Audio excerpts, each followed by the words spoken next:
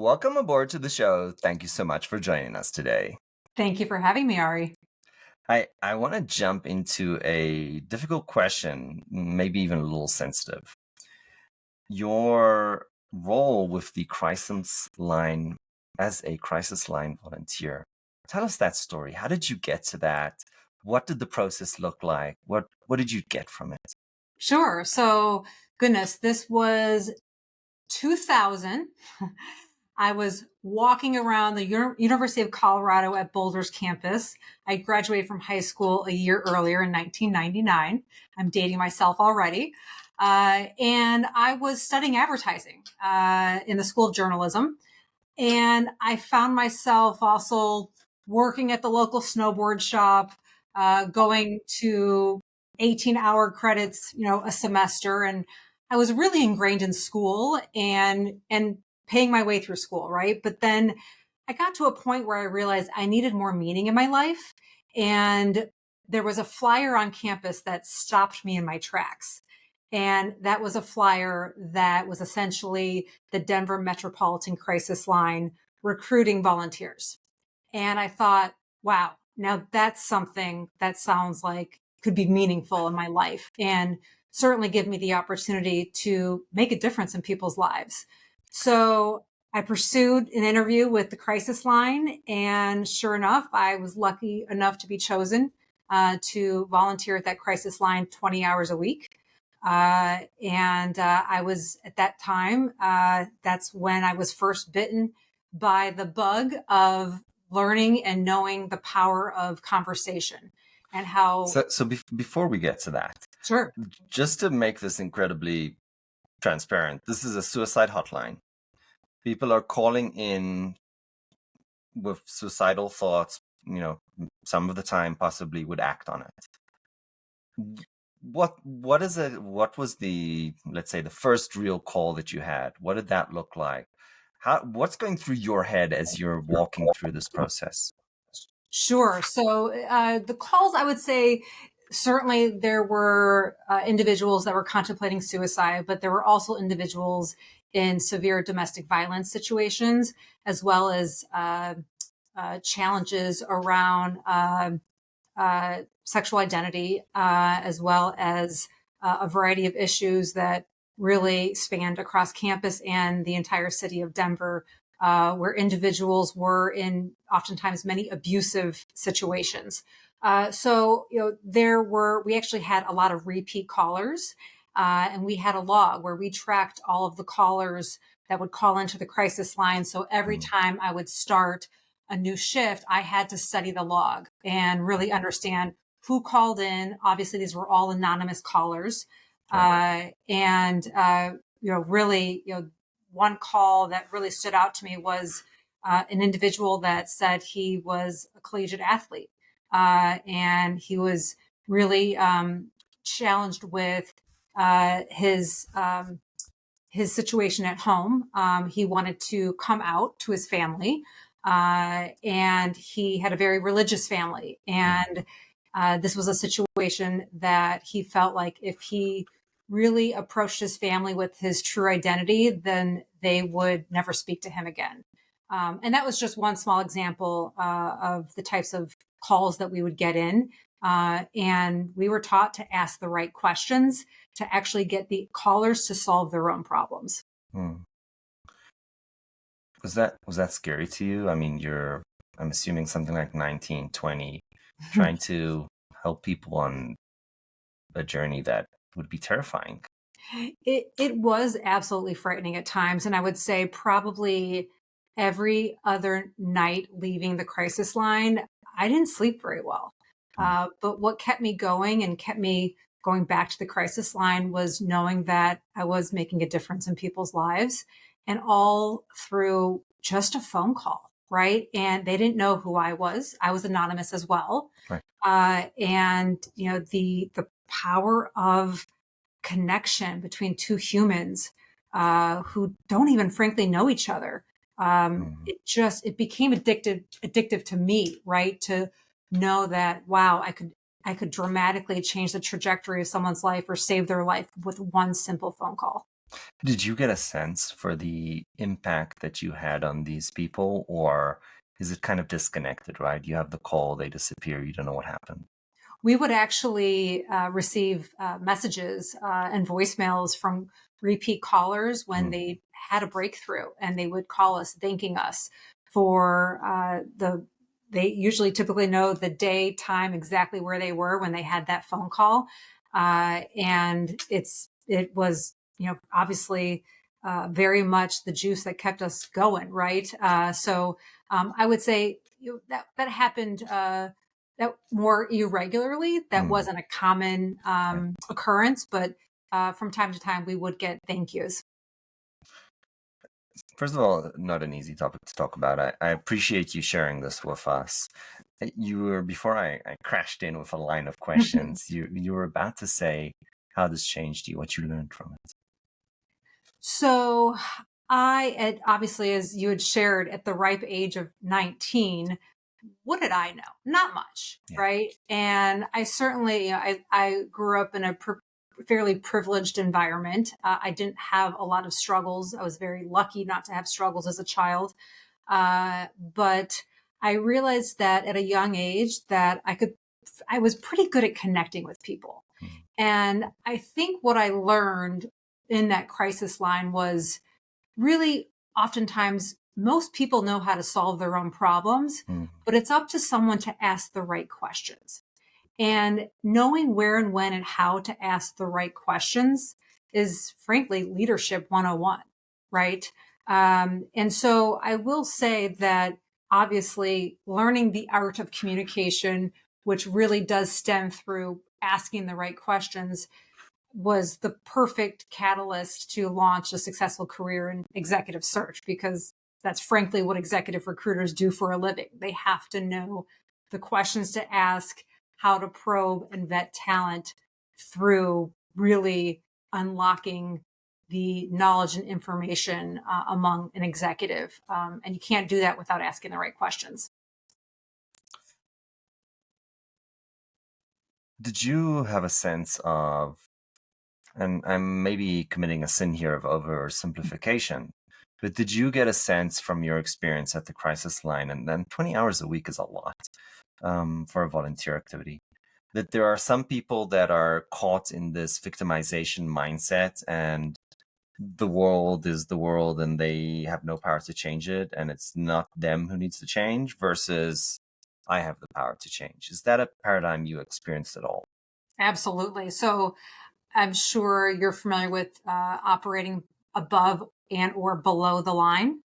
So the concept, I think, of operating above the line is not a woe is me. It's the world is not happening to me. You believe that you have more control over your destiny and the outcomes, right, in your life than operating below the line, which is very much more of a victim mentality, and that the world is happening to me. So I would say, most high performing executives, they don't get to that level of leadership and learning how to empower others, which is the best kind of leadership, without learning how to operate above the line. Was there correlation to any degree that you could notice between people who are operating above the line, who are not suffering from this victimism philosophy, um, and then having these moments of eureka, of this is, I now know where I'm going and what I'm doing, and I'm no longer having suicidal or or other issues in my life because I took control. Did that, in your kind of limited view, did that correlate? Yeah, somewhat. I would say just because someone builds a tremendous career for themselves, it doesn't mean that they don't battle depression from time to time. Mm, mm, And obviously, there are some really intelligent people that oftentimes do tend to suffer from depression, right? right. These are people who can think deeply about the world, about their lives. And so, I don't know if I would say there's a direct correlation. I think, if anything, many of these high powered executives are able to operate at a level of intensity where they don't always have time to even think about life and pause Mm, um, and do that internal work oftentimes. mm. So, So there's a saying that I have that self-awareness is a gift and it's the best superpower that a person can have, but it's also, if you are lucky enough to have no self-awareness, then ignorance is bliss. And I warn people who go down this path of self-awareness that is incredibly excruciatingly painful, because I remember 18-year-old me, and the joys of just believing that you were right and that you were awesome, and the 40-something-year-old me who sees the both sides of everything. It's excruciating, it's complicated, there's no simplicity in life, and finding joy in that is absolutely possible, but it's more difficult and it's more complicated. So there's a thin line there that I'm not exactly sure what the right answer is. So I appreciate you sharing your perspective. Absolutely. I would say I actually embrace challenges and struggles. I've had struggles as an adult now. 44 years under my belt. We're all about to, it's almost impossible to get to middle age without some struggles, right? Yeah. And I would say every time I have a challenge or struggle, I try to stop myself and ask myself, what's the line of learning? There's Mm. always a line of learning. And Yeah. oftentimes there's even greater lines of learning among in a missed challenge than there are the good times and the wins. So I've tried to flip the script, and when I'm faced with a challenge, I try to take it as a gift because I know there'll be a even stronger line of learning. I have a selfish question here. Sure. How do you teach that philosophy to your almost 11-year-old? It's incredibly difficult because we say the things, right, that, every failure is an opportunity to learn, but I'm finding that it's harder for it to click. Yes. And, obviously you'd shared that you, similar to myself at 18 years old, you thought, the world was your oyster and you knew it all, right? Yeah.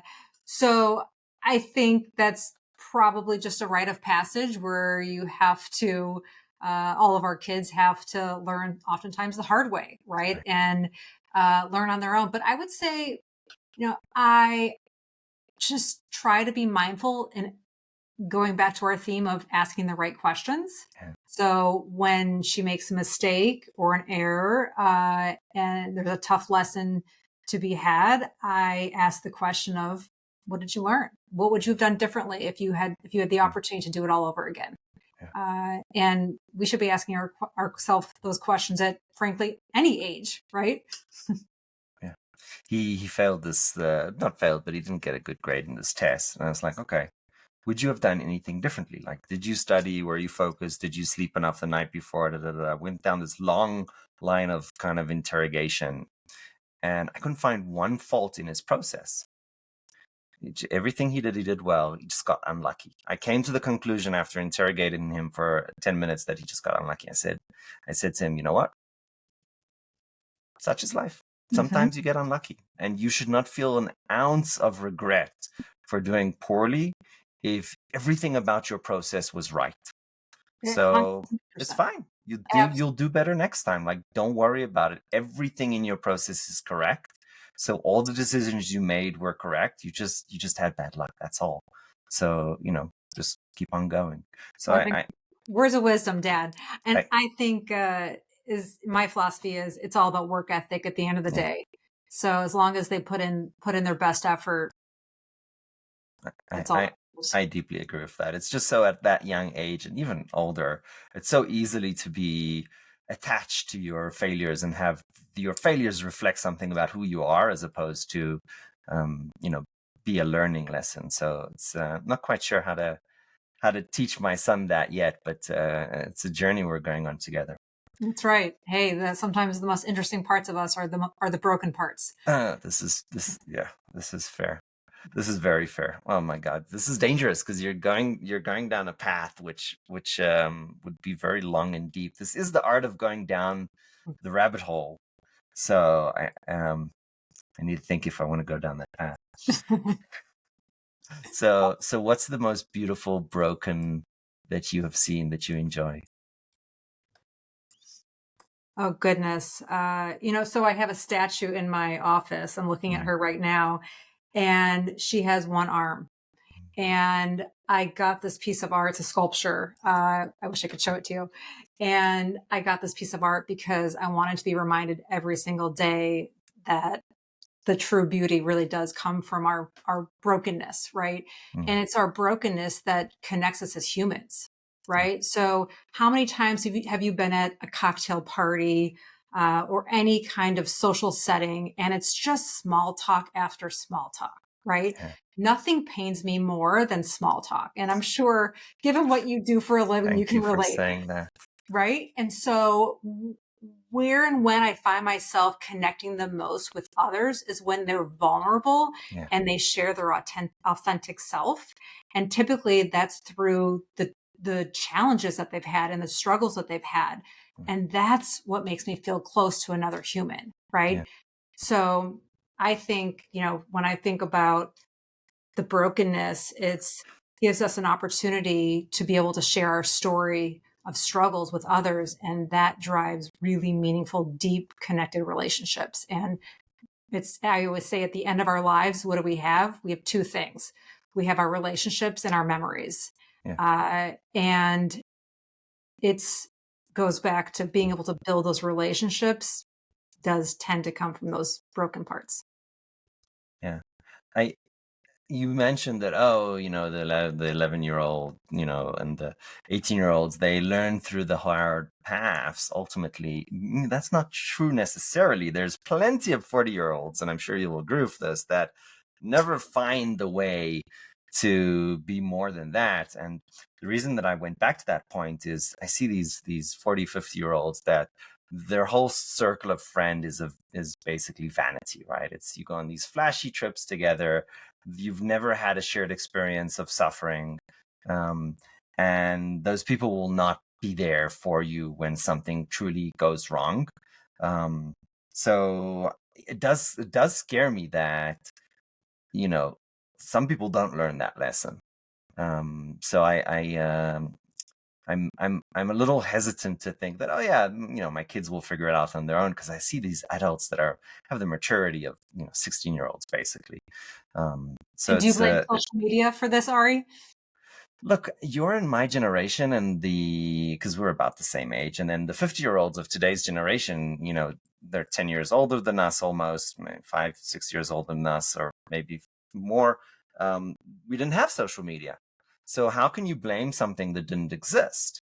So no, I don't think social media is to blame. I think it's really easy to blame technology. But you and I and the 55-year-olds who are our managers, um, they grew up where you had to, like us, come and knock on the door in order to have time with a friend. And there was no mobile phones. You had to call a landline, and then you had to ask the mom or the dad to speak with the son or daughter, right? Like, that's the world we grew up. Yet many of us still became assholes ultimately. Sorry for my language. So no, I do not blame social media. I do guard my kids from social media, because I think it definitely has a dark side, right? There's way too much pedophilia and human trafficking, and a lot of it has deep involvement with stuff like TikTok. And sorry, not TikTok probably too, but the one I was going to say is Snapchat. Um, so yeah, I mean, it's definitely not a safe thing, right? But you can pick up a hammer and smash somebody in the head, or you can pick up a hammer and build a house. So I feel like that about technology. But yeah, we were screwed up, and our big brothers were screwed up even without social media. So that's I think it's a resounding no from my perspective. Yep, yep, I'm with you. I told my daughter that when she's older and all of her friends are on social media, that I will pay her every month she is not on social media. I love that. Yeah. I absolutely love that. Ironically, and I didn't want to get into my daughter, but ironically, my daughter is doing incredibly well because of social media. But we talked a little bit about that before the show. Um, so okay, I wanna transition. Um, you come away with this insight that words have meaning, that you can change people's lives with a sentence. and you lean into what I'm going to coin or call the Socratic method, right? It's the question-based approach. And you figure out that there's power in this. How does this connect to headhunting and HR and finding the right person? Yeah, absolutely. So it does. We are hired to mitigate risk, right? And so organizations, when they come to search, they are basically saying we can't afford to make a mistake, right? Right. So it's up to us to vet the A players from the B players. And we're not hired to recruit the B players. We're hired to recruit the top 1%, right? Not even the top 10%. They're looking for the best of the best. So we essentially evaluate humans for a living, right? And how do you do that? By asking the right questions. So I want to play the devil's advocate here, or the defender of truth, if we want to use the Catholic Church's terminology. Many of us, me and my wife, perceive the bad headhunters and such as going through a checklist, just seeing that whatever the employer said that they want, that they're getting it, just to cover their asses. So the employer says, yeah, this is what I wanted. And the interaction with the search firm, headhunter, whatever, is quite minimal, actually. And it feels like a checklist, and it's kind of awful. And then there is very little value in that process. And you see HR people like this too, not just the headhunters, and then managers who do this as well, go through the checklist. What's your philosophy? What's wrong with the world of hiring versus your philosophy on how to do it? So, great question. So, we like to say there's a difference between recruiting and headhunting. So, what you're describing feels more like recruiting. That's very much what we say in the search business, a post and pray mentality. So they're posting jobs and I they're love that. praying, right, that the hire is in that batch. And in this day and age, especially in this existing market, we could post a job and 1,000 applicants will inundate our inboxes within 24 hours, right? So the difference between recruiting and headhunting is we are headhunters in executive search, right? And that means we're going after people who are not looking. We are not posting and praying. We are really very much consultants to the organizations we serve. And we are going pretty deep into the business, the thesis, what's the vision, where are we going? And then we're basically scoping out the roles, skill set, track record that organization needs to hire for in order to meet its vision and or end goals. And oftentimes we're focused on value creation because we want to exit the business in 3 to 5 years. We do a lot of work in private equity. So if you have a core problem here of, is this person an A player versus a B player, or God forbid a C player? If you can figure that out for executive search, then that's an incredibly valuable problem to know how to figure out for any kind of search or hiring. So Absolutely. what's I don't know if you can tell us your secret sauce. What's the magic there? How do you do it? The magic, I'm happy to share the magic because it's a lot of work. So the magic is how we mitigate risk is based on track record of success. One. And secondly, we like to take what we call take the car for a test drive. So one, in order to understand if an individual has the track record of success, we are doing behavioral interviews. We are looking for measurable results. We are ensuring that they weren't just in the right place at the right time. They were truly the brains and talent behind that organization's success. We are evaluating leadership skills. And, as we learn about, hey, they took this business from 30 million to 200 million in 6 years, right? We want to hear every step that got that organization there. And again, ensuring that they were the brains behind it, right? How do you know that? How do you know the answer to that? Because they could be regurgitating the story that they intimately know because they were working with a bunch of A players that they got lucky to have. How do you really discriminate between that person was critical to the team, to building the team, to empowering the team, or were they just lying back and watching the success happen? Yeah, I mean, an easy place to start, Ari, is did they build the team that made it happen, Mm, mm, right? And then really diving into, because this is a meaty topic that I could talk about for hours, but uh, it's did they build the team, and then what was their strategy behind who they hired, how they hired them, right? I'd say most executives don't make it to the C-suite because they don't have the playbook and a methodology to how they build high performing teams, mm. and then how they allow and unlock the talent within those teams to achieve ultimate success, Okay. right? So coincidentally, of course, it's not coincidentally, I'm writing a book about this topic exactly. I want to dive into one of the most interesting topics, I think, is exactly this. How do you build that team, and then how do you empower them? Let's start from the horror stories. Mhm. What are the biggest mistakes that you've seen, experienced, where people either hire the wrong people or hire amazing people and then completely mismanage them? So it's a great question. So oftentimes we see a ton of hiring mistakes, right? Mm, We actually are hired to do a lot of cleanup of hiring mistakes. I will say an easy uh, answer to your question that I see repeatedly is they've got a Harvard MBA. They had a Stanford MBA. They went to an Ivy League school, right? And it's an organization that's highly nimble. There's no playbook, right? It required scrappiness. It required the ability to be incredibly creative, and that doesn't always come from an Ivy League MBA, right?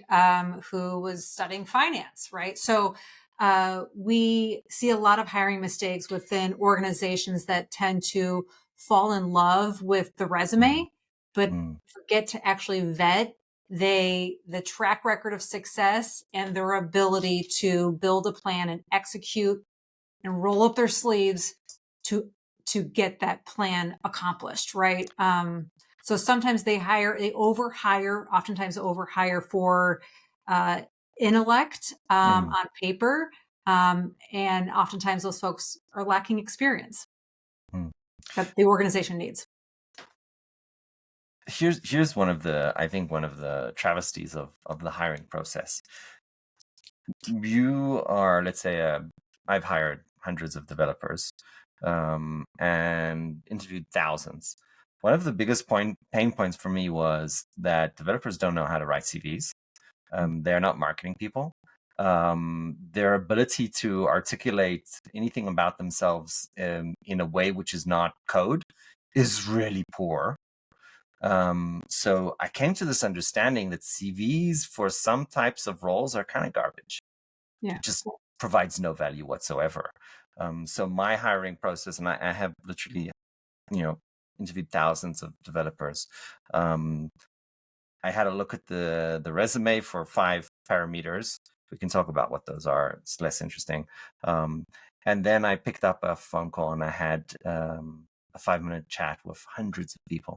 Mhm. Sometimes in many people in one day, right? As many 5 minutes that you can push in.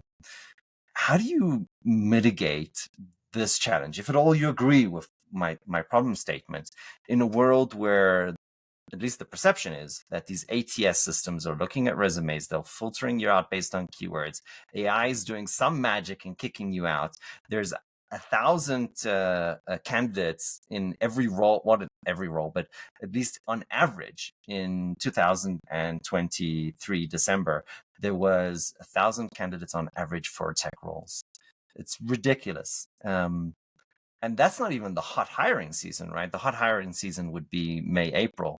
So how do you solve for this problem if you agree with it? Yes. So we're big on reference checks, as well as giving final project interviews, right? So again, taking the car for a test drive. Hey, here's a case study. Uh, Talk to us about how you would tackle this problem. Mm, And actually turning the interview into a work session mm, and getting a sense of what it would be like to work with the individual, and then backing that up with references. So, hey, okay, they did pretty well on this project interview, right? And now let's talk to some folks who've actually worked directly with the talent before, and can speak to what it's like to work with them, and what did they actually accomplish during their time together. So I have heard a lot of criticism about reference checks. I am a big believer, big time. However, I hear a lot of people saying, "Oh, you're calling somebody that they themselves said, like it's a friend, it's a whatever. The information is not going to be good or accurate." What would you say in response? I'm a big fan of reference checks. Imagine if you're in the dating scene and you have the opportunity to Callbacks. speak to, your spouse's three ex-boyfriends, right? Yeah, Imagine the intel that you would I receive, love right? that. So we actually end up using it as an onboarding tool, right? We all have weaknesses. Right. And instead of spending 90 days to figure out the new hire's weakness, you could have it before their first day, right? And then you know how to lead and coach and develop them into the role. For the executives who are hiring, who are doing the reference checks themselves, is there a magic to it? What advice can you give the muggles who are trying to figure out through a reference check and do it right? Because I would argue there's a lot of ways to do it wrong. Absolutely. So I would say one of my favorite interview questions, reference questions, is to really try to uncover the weakness of the candidate. Which if you just flat out ask, well, what are their weaknesses? You're not going to get anything, right? But if you ask, if you were to give them any advice in their career, anything that you really feel like would allow them to take their career to the next level, what might that be? That's how you get the weaknesses. And that is probably one of the most valuable pieces of our reference checks that we do. I appreciate that. I'm in awe when I see companies that are just not doing reference checks. It's amazing to me. And I'll tell you that from my personal experience, I've never not done a reference check. And the amount of times where you call up the reference and it's horrible, the response that you get, right? Oh yeah, I was his or her manager, and yeah, you really can't work in a team. And then I think about the feedback saying that, oh, the person is going to give you somebody in the organization that loves them. And then I'm asking myself, well, if they couldn't even do that, like the only person that they gave this, I'm like, oh my Lord, like this is not a great signal. So yeah, I would recommend that every single executive either works with somebody like yourself. I try not to advertise, but since I think this is important, either works with somebody like yourself, or at least does it right, or at least does it at all. So I truly appreciate your perspective. Absolutely. And the leadership assessments out there are tremendous. We work with a company called Hogan, and it spits out a 60-page leadership assessment. We end up learning more about the individual than we like to say their spouse probably even knows about them. And it has incredible insights, and it's actually also an incredible onboarding tool to drive self-awareness. To bring us back to the first part of our conversation together. One last question. We are so way over time. This has been so much fun that we lost track of it. This is a difficult question because it's personal. If you had to go back to 20-something-year-old Camille, what advice would you give her?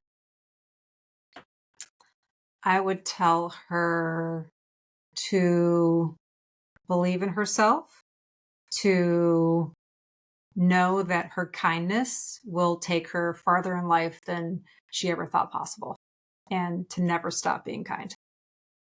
Camille, thank you so much for joining the show today. I appreciate you. Thank you, Ari. Thank you for the time and the conversation.